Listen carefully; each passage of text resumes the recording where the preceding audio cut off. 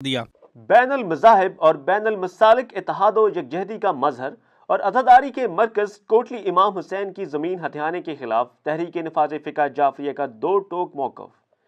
نواسہ رسول امام حسین کے نام صدیوں سے وقف زمین کو کسی بھی دوسرے مقصد کے لیے استعمال کرنا شریعت، قانون، اخلاقیات اور آئین کی پامالی ہے۔ قائد ملت جعفریہ آغا حامد موسوی کا ڈیرہ اسماعیل خان کے عمائدین سے خطاب۔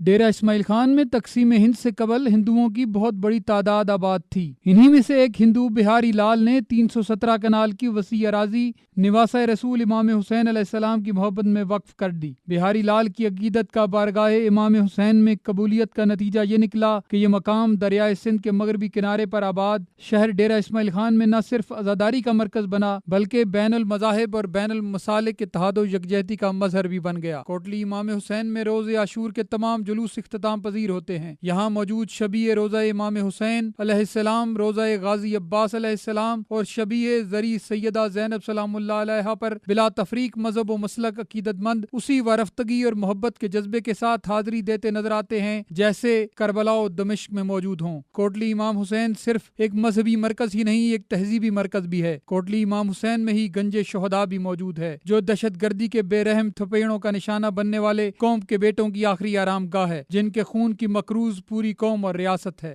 شہر کے قلب میں واقع کوٹلی امام حسین پر لینڈ مافیاؤں کی نظریں ہمیشہ للچاتی رہیں اور پی ٹی آئی کی صوبائی حکومت نے تو حد ہی کر دی کہ 317 کنال 9 مرلے وقف امام حسین اراضی حکومت نے اپنے نام پہ منتقل کر لی، جس سے علاقے کے عوام میں غم و غصے کی لہر دوڑ گئی۔ تحریک نفاذ فقہ جعفریہ ڈیرہ اسماعیل خان کے ضلعی جنرل سیکریٹری سید اقبال حسین شاہ کی قیادت میں ملاقات کرنے والے وفد سے خطاب کرتے ہوئے قائد ملت جعفریہ آغا سید حامد علی شاہ موسوی نے حکومت سے مطالبہ کیا ہے کہ خیبر پختونخوا حکومت کوٹلی امام حسین ڈی آئی خان کے زمین اصل واقفین کو واگزار کرے۔ نواسہ رسول امام حسین کے نام صدیوں سے وقف زمین کو کسی بھی دوسرے مقصد کے لیے استعمال کرنا شریعت، قانون، اخلاقیات اور آئین کی پامالی ہے۔ پاکستان کی تخلیق، تعمیر اور دفاع کے لیے بے بہا قربانیاں دیں اور دیتے رہیں گے، لیکن درجہ دوم کا سلوک قبول نہیں کریں گے۔ آقائے موسوی نے کہا کہ پاکستان میں شیعہ سنی یگانگت پوری دنیا کے لیے مثال ہے، یہاں کوئی مسلکی تنازع نہیں اور نہ کبھی ہونے دیں گے۔ پاکستان کو مضبوط سے مضبوط تر بنانے کے لیے تمام مسالک، مذاہب، صوبوں، قومیتوں کے حقوق کی ادائیگی یقینی بنائی جائے۔ مئی 85 کے موسوی جنیجو معاہدے کے تحت حکومت جداگانہ شیعہ اوقاف بورڈ تشکیل دے۔ انہوں نے ڈیرہ اسماعیل خان سمیت وطن عزیز میں